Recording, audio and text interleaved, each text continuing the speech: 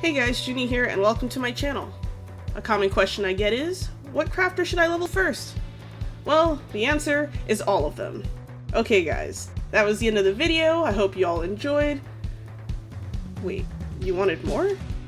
Okay, I'll tell you, but it's kind of a complicated answer. I think a better question to ask might be, why do you want to craft?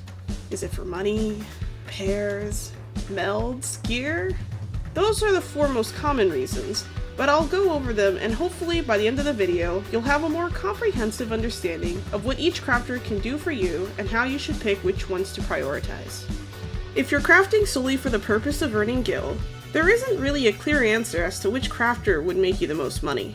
Because of this, I wouldn't recommend choosing based on market board values alone. Square Enix tends to do a good job of spreading out the responsibility and usefulness of each crafter throughout all levels of crafting. The amount of gil you can potentially make with each crafter depends on your server, so it would be best to choose based on other reasons, in combination with gil earning potential.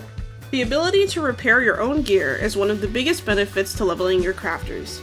If you're new to crafting and don't have anything leveled, you may want to choose based off your Disciple of War or Magic job.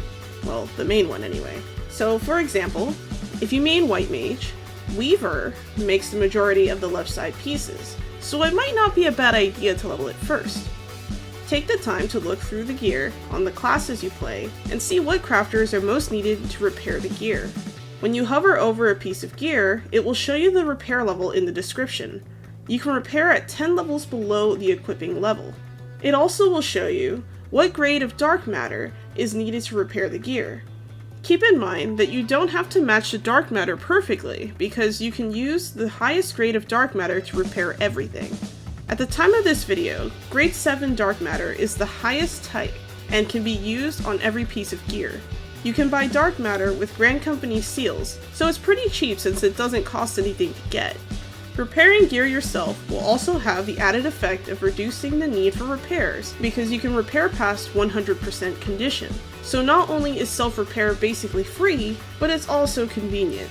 The ability to meld your own gear and the gear of others will save you time and money. Not only do melder NPCs take your money per meld, but they also don't have the ability to overmeld, so being able to do it yourself has huge benefits. As long as you have one crafter that is the same level or higher than the equipable level of the gear, you can meld materia onto it. Other players can request for you to meld their gear as well, and even have the option to give you a tip. Making gear or secondary materials is the most common way that crafters can make money. You can make gear for friends or FC members, which can help them stay up to date throughout new patches. Selling the gear is also an excellent option, though I don't recommend pre-melding gear before selling it, because many players have their melding preferences. If you are raiding and trying to prep your static for what's to come, a culinarian is great for making food buffs, whereas an alchemist can make medicine. The nice thing about crafting gear is that you have different options as far as what level you want to start the crafting process. If you want to save the most money, you can gather the raw materials, then craft secondary materials before making the final product. If you weren't crafting things yourself, you would most likely have to buy the secondary materials off the market board to save whoever is making your gear lots of time. Before I wrap things up, I just want to briefly touch upon 3 of the most common methods for leveling crafters. The first method is to only level one crafter to max level. I do not recommend this method because it can be very expensive since you don't have any of your other crafters leveled and will need materials that other crafters can make for most recipes. The second method is to level 3 material related crafters. A good example of this would be blacksmith, armorer, and goldsmith, because the 3 of them use miner to gather raw materials. Why 3? Because you can only hold up to 3 crafter soulstones at a time. The third method is to level all your crafters gradually and at the same time. Though this way is definitely the most cost-effective way to go about it, it does eat up a ton of inventory.